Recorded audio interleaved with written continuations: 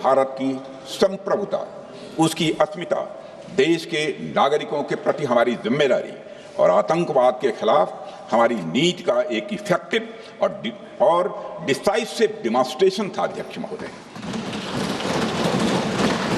महोदय, जैसा इस सदन को जानकारी है, 22 अप्रैल 2025 को जम्मू कश्मीर के पहलगाम क्षेत्र में एक अमानवीय और कायराना आतंकी हमला हुआ। इस हमले में हमारे 25 निर्दोष नागरिकों सहित एक नेपाली नागरिक की भी जान गई थी। उन निर्दोष लोगों की जान उनका धर्म पूछ कर लिया गया। यह अपने आप में अमानवीयता का सबसे कुत्सित और सबसे घृणित उदाहरण था। यह घटना भारत की सहन शक्ति की सीमा की भी मैं मानता हूं परीक्षा थी। अध्यक्ष महोदय, इस हमले के तुरंत बाद हमारे प्रधानमंत्री श्री नरेंद्र मोदी जी ने तीनों सेनाओं के प्रमुखों की एक उच्च स्तरीय बैठक की और उन्हें छूट दी गई कि वे अपने विवेक, स्ट्रेटेजिक अंडरस्टैंडिंग और रीजनल सिक्योरिटी सिचुएशन को ध्यान में रखते हुए वह निर्णायक कार्रवाई करें। इसके बाद हमारे सैन्य नेतृत्व ने न केवल अपनी मैच्योरिटी दिखाई बल्कि उस स्ट्रेटेजिक विजडम का भी परिचय दिया जिसकी उम्मीद भारत जैसी एक रिस्पॉन्सिबल पावर से की जाती है। अध्यक्ष महोदय, ऑपरेशन सिंदूर को अंजाम देने से पहले हमारी सेनाओं ने हर पहलू का बहुत ही गहराई के साथ अध्ययन किया। हमारे पास कई विकल्प थे, लेकिन हमने उस विकल्प को चुना जिसमें आतंकवादियों और उनके ठिकानों को अधिकतम नुकसान पहुंचे और जिसमें पाकिस्तान के आम नागरिक को कोई क्षति न होने पाए, इस बात की भी हम लोगों ने चिंता की। वेल कोऑर्डिनेटेड स्ट्राइक्स ने 9 टेररिस्ट इंफ्रास्ट्रक्चर टारगेट्स को प्रिसीजन के साथ, सटीकता के साथ हिट किया और इस सैन्य कार्रवाई में एक अनुमान के अनुसार 100 से अधिक आतंकवादी, मैं बहुत संभल कर बोल रहा हूं अध्यक्ष महोदय, हमारी फिगर गलत ना होने पाए, फिगर इससे बहुत अधिक है।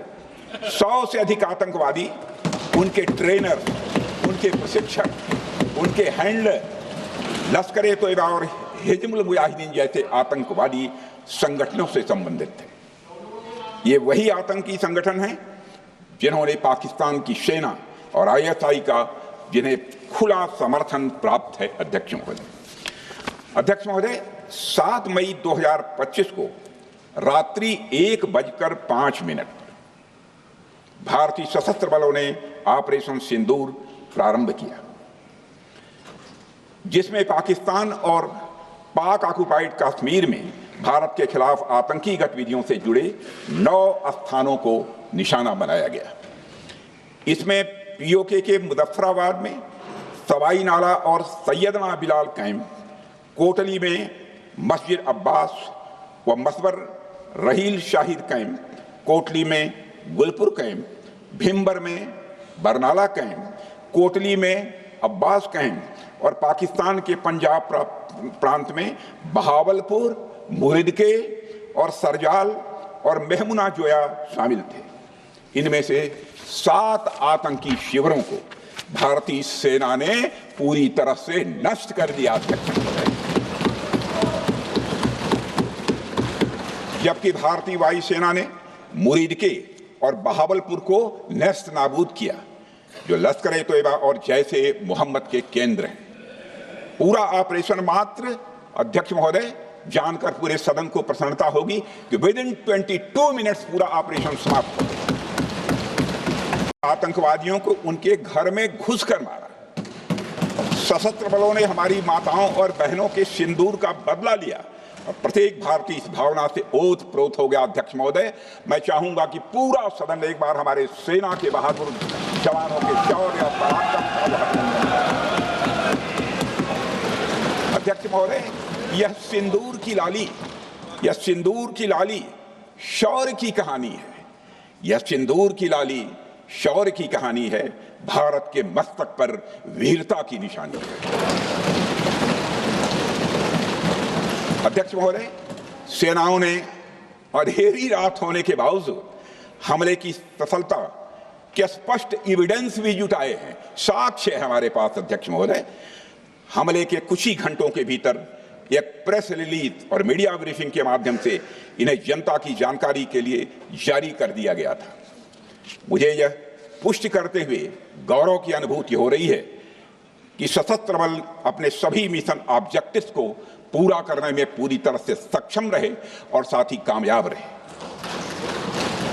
अध्यक्ष महोदय, 7 मई 2025 को हमले माने 1:35 के तुरंत बाद भारतीय डीजीएमओ ने हॉटलाइन संदेश के माध्यम से पाकिस्तान के डीजीएमओ यानी डायरेक्टर जनरल मिलिट्री ऑपरेशन से संपर्क किया और टेरर इंफ्रास्ट्रक्चर के खिलाफ हमारे हमले के रेशनल और मेथोडोलॉजी के बारे में पूरी जानकारी दी और यह तथ्य भी बताया कि ये हमले एस्केलेटरी नेचर वाले नहीं थे, माने इसको हम आगे नहीं बढ़ाना चाहते। पाकिस्तान के इस हमले के जवाब में हमारी कार्रवाई साहसिक थी, ठोस थी और प्रभावी थी।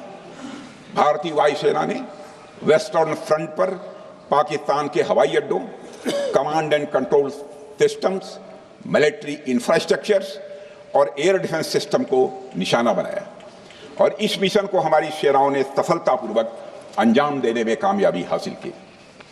अध्यक्ष महोदय, हमारी सेनाओं ने चकलाला, सरगोधा, रफीकी, रहीम यार खान, जैकबाबाद, सुक्कुर और भोलारी जैसे बड़े एयरबेस पर प्रहार किया और पूरी दुनिया ने भारतीय वायुसेना के शौर्य और पराक्रम की तस्वीर देखी।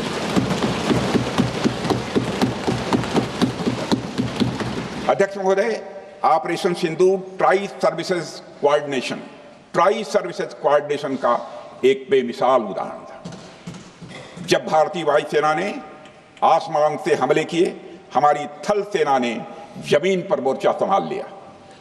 हमारे जवान नियंत्रण रेखा पर पूरी ताकत से डटे रहे और पाकिस्तान की हर हरकत का करारा जवाब दिया। अध्यक्ष महोदय, भारतीय नौसेना ने भी, लोग पूछते हैं भारतीय नौसेना का क्या रोल था, भारतीय नौसेना ने भी उत्तरी अरब सागर में अपनी तैनाती मजबूत कर दी। भारतीय नौसैनिकों ने पाकिस्तान को यह साफ संदेश दिया कि हम समुद्र से लेकर जमीन तक पाकिस्तान के हर महत्वपूर्ण ठिकानों पर प्रहार करने में न केवल सक्षम हैं बल्कि हम तैयार हैं।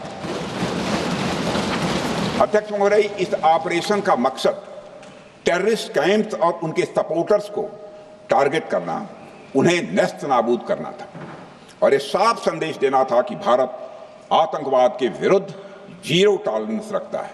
भारत ने कार्रवाई इसलिए रोकी क्योंकि कॉन्फ्लिक्ट के पहले और उसके दौरान जो भी पॉलिटिकल और मिलिट्री ऑब्जेक्टिव्स तय किए गए थे उसे हम पूरी तरह से हासिल कर चुके थे।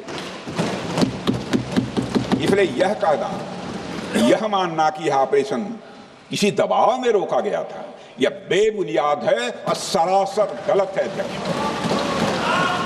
हमारे किसी भी टारगेट को हिट नहीं कर पाया अध्यक्ष महोदय, और हमारे किसी भी इंपॉर्टेंट एसेट को नुकसान नहीं हुआ है। हमारी सुरक्षा व्यवस्था अध्यक्ष महोदय चाक चौबंद थी और हर हमले को हम लोग रोका गया। मैं इसके लिए भारतीय सेना के बहादुर सैनिकों की जमकर सराहना करता हूं, जिन्होंने दुश्मन के हर मंसूबे पर पानी फेर दिया। और अपने प्रतिपक्ष के मित्रों से भी कहना चाहता हूं, एक बार फिर से भारत के सेना के जवानों का कम से कम मेज थपथपाकर उनका अभिनंदन करते हैं। बहुत बहुत धन्यवाद। बहुत बहुत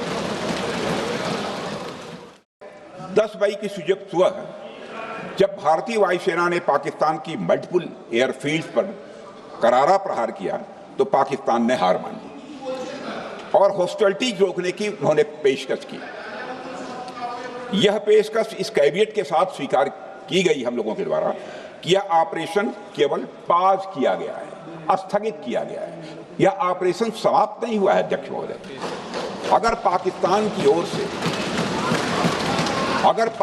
की ओर से भविष्य में कोई भी मिस एडवेंचर हुआ तो यह ऑपरेशन अध्यक्ष महोदय, मैं सदन को आश्वस्त करना चाहता हूं, दोबारा प्रारंभ हो।